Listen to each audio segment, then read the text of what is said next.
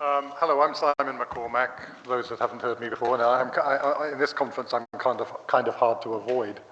There seem to be quite a few workshops and things that are going on that sort of came down to me for some strange reason. I'm going to talk today a little bit about making missions possible with systems thinking.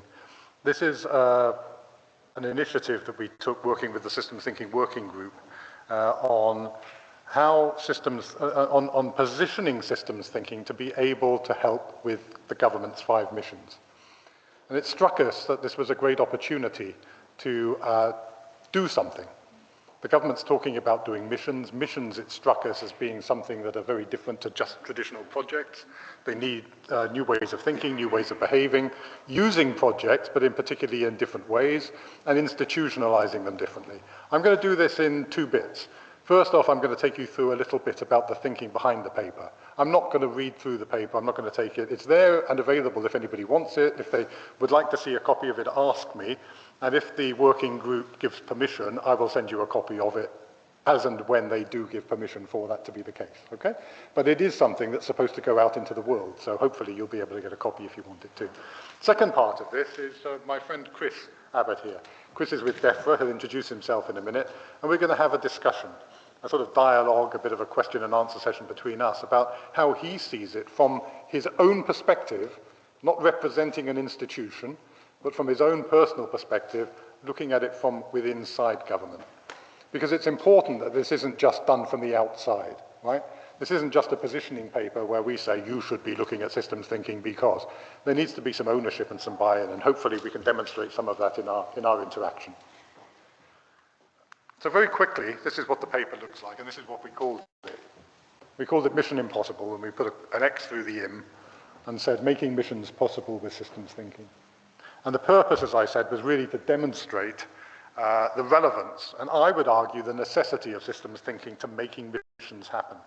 Because missions are essentially more ephemeral, they're not as defined, they involve multiple institutions, they involve multiple different perspectives, and they are essentially learning environments. We're going to learn our way into doing them. They're not predetermined, deterministic kind of linear approaches.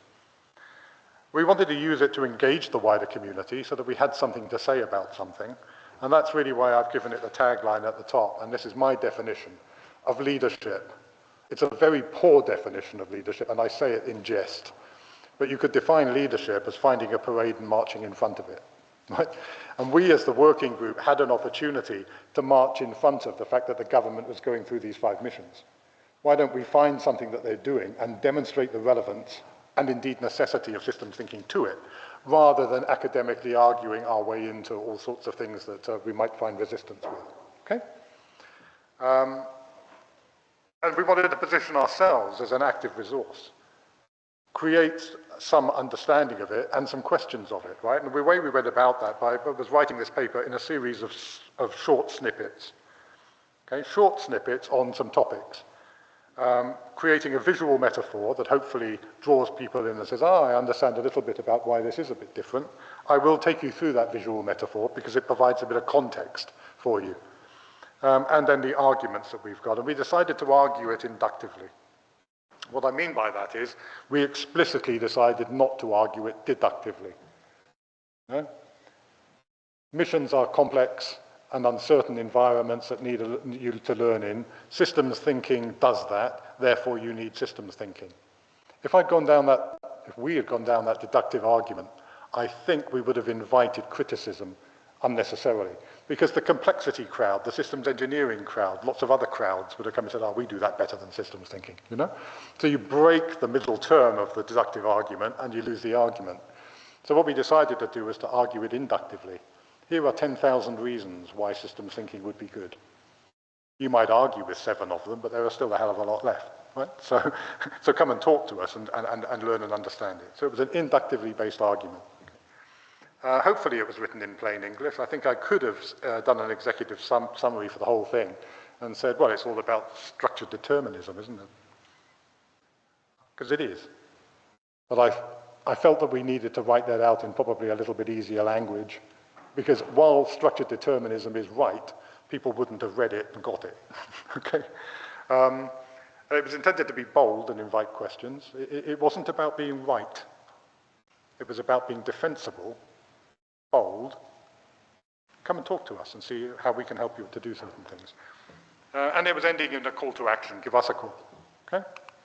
That's the executive summary. I'm not going to read that for you. I'll let you read it yourselves. But it is about successfully achieving missions requires system thinking because it's a systems problem. And systems problems require systems approaches. That's what they're designed to do. That's what they're made to do. And if you recognize that it's systemic, then use a systems approach or a set of systems approaches to help you with them. The government's 5 missions I've written up there too, because it wouldn't make sense to not talk about the detail of the missions a little bit. But to be honest with you, the paper doesn't, it gets into missions at the end, which I'll come to in a second. But what it really does is argues the general principle of missions and what missions require, and the fact that missions require an institutional framework and an institutionalization that is fundamentally different to a project management office. Okay? And it requires you doing things in different ways. And that's a generic thing for missions, not necessarily for any of the specific missions that the government has. Does that make sense? These are the sections, and I'm not going to read these to you, but essentially, system thinking is necessary for mission success, and we give a bunch of arguments for why that is the case. Okay? Missions and projects are different.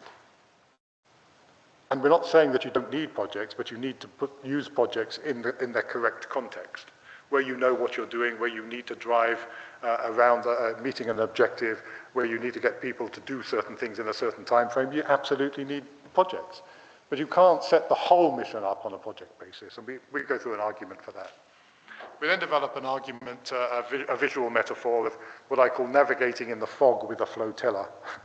And this is something that was put together to try to bring together a lot of systems concept in a single metaphor. And you all know the metaphor of governance. You all know the cybernetic metaphor of steering around and responding to feedback. And I wanted to go further than that. I wanted to extend the metaphor into interpretivism. I wanted to extend the metaphor into radical structuralism.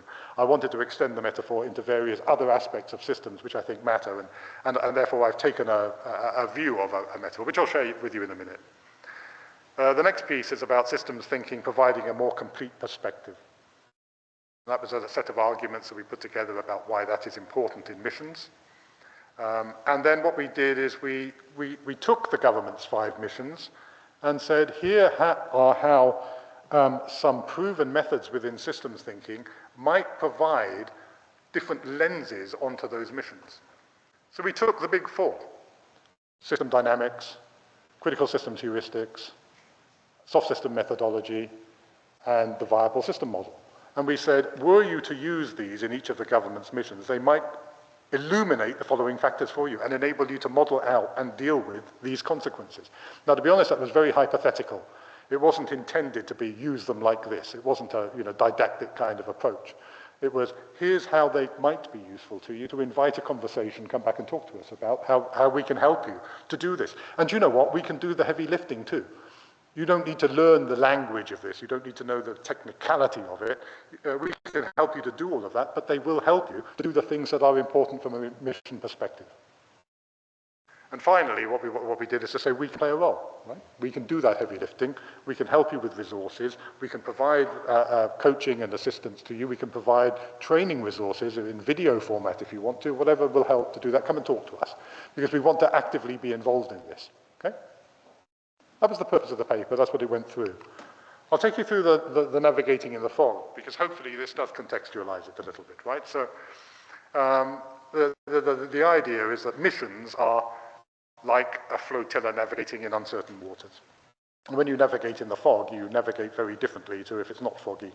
You don't set the throttle and just go, do you, right? Or set the sail and hope that you don't hit something, right? You have to work quite differently. It requires coordination, it requires adaptability, and it requires trust between the various parties involved in a flotilla. There are multiple vessels involved in it, with various stakeholders that are all moving together. And it requires the usual cybernetic governance, course corrections as visibility improves and as we learn our way through to where we're going. So imagine, very simply on this, very simplistic, and I'm not a great drawer, right? I drew these, unfortunately. But imagine that you are at a point at the start, and you have some perception of where you want to go at the end, and you might even formulate an ideal path which gets you from where you are to where you want to be. You might have some conception of what that's going to be like, but you know that you can't set sail, or you can't, set the throttle and just go there. You know you're going to have to deviate in some way. Now imagine that you're doing that with other parties. Other parties start at different points. They start with different experience, different capabilities. They start in different locations. They have different opinions on where they want to get to and when they want to arrive. They have different expectations of what they will do when they get there. So within a mission concept, we might have a broad mission construct which bounds in some way what we want to do, but there will always be interpretations of what that means and what I want to do. Even in the moonshot program, people wanted to get to the moon, yes, they all agreed on that. By the end of the decade, they all agreed on that. But what they wanted to do when they got there was all very different. Some wanted to test and prove that the engineering worked. Some wanted to go and do experiments. Some wanted to collect samples. Some wanted, etc. So there's always variability, even within the construct of a mission. They will all have different views on how to get there, and they will have differences in power and capabilities to act. And their views are based on the levels at which they operate. So even within a vessel, whether you're below deck, whether you're on deck, whether you're on the bridge, whether you're in the crow's nest, gives you a different perspective. Because nobody has a God's eye view in this. I'm drawing it as if there is a God's eye view, but actually if you're in it, you don't have that God's eye view. You only see it from your own perspective. Is that okay? Does that make sense? So at some point, coordinating with all of these entities, we're going to have to agree at least a policy. We're going to have to say, how are we going to get together? How often do we need to stop because some need to refuel, some need to resupply, some have to go through certain routes because they're under certain constraints and conditions. We might agree a policy about what we're going to do, and we might have some shared, fuzzy, collective view of the possible future that we want to get to that says, yeah, we're compelled to do this together. We might get to that point through some accommodation process. But it's still a bit tricky, isn't it? Because we know that even though we have an ideal plan, we're going to have to navigate around various things. We're going to get the sea monsters and the reefs and what have you. We're going to have to avoid obstacles, overcome challenges, deal with negative externalities, and in a sailing metaphor, those link to each other. Winds and tides and conditions all affect the way that we work, and sea swells and what have you, all affect the way that we're able to actually do this. So we're going to have to continue to navigate around. And some in the journey may even turn back. This wasn't for me. I've learned enough about this. Not for me. I can't do it. Don't care about it anymore. Learn, We're not even going to end up getting to the place that we wanted to with the parties that we thought we were going to be getting to. Now, this is made more difficult by the fact that we have to constantly relate and interact with each other, constantly negotiate with all the parties about what we do as we learn it. And, of course, we're drawing the map as we go. There is no map that we're following here. We're learning our way through to it. So we actually end up at potentially a very different destination, doing very different things. And I don't want to get all Heraclitus about it, but we've changed in the process, and so has the destination, right? So, we've learnt through this process about where we go. That's missions with other people. And projects aren't going to deliver those missions by themselves. And furthermore, we need to institutionalize the way that we realize missions too. Hopefully it's clear from that metaphor. We argue it in the paper a little bit more elegantly. We need to embed systemic inquiry and learning into the governance of how we do this together. We need to foster collaboration between each other. We need to design the viable institutions that are able to adapt and co-create together. And there is an opportunity for us to apply some heavy-duty methodologies to help us to do all of that. And we give some examples of that in the paper. That's the paper bit. Now we'd like to get into a little bit of a discussion, if that's okay with you. I have the cheat sheet. Test. Test. So this is the fun bit, and we haven't rehearsed this at all, by the way. We only met yesterday for the first time, right? And we don't know how this is going to go, do we? We don't. But no. do you know what? We're going to wing it, aren't we? We are. Be kind. Be kind And to us. it's brilliant to see you. And this is Chris Abbott, everybody. I'll let Chris introduce himself. Chris is with DEFRA. Please, Chris. Yeah, hello, everybody. I think Alison described my world perfectly with the keynote speech yesterday. I work in DEFRA. I've always worked in the organizations of the DEFRA group. I'll just give a little bit of background as to how I came to be here. Very quickly, there was a pivotal moment in my career where I was a performance and planning advisor. My role was to collate all of the metrics around 341 KPIs and to paint them with traffic lights, red, amber, and green, and present them to the leadership team. And when there was concern, these are not all green, these need to be green, go and make them green, or go and tell the teams they need to become green. I was wondering how they were supposed to do that, and there was no support at that time at all. So I changed direction and became an improvement, well, let's say colleague. I focused on what was available at the time, which was very much about reductive problem solving, Lean Six Sigma.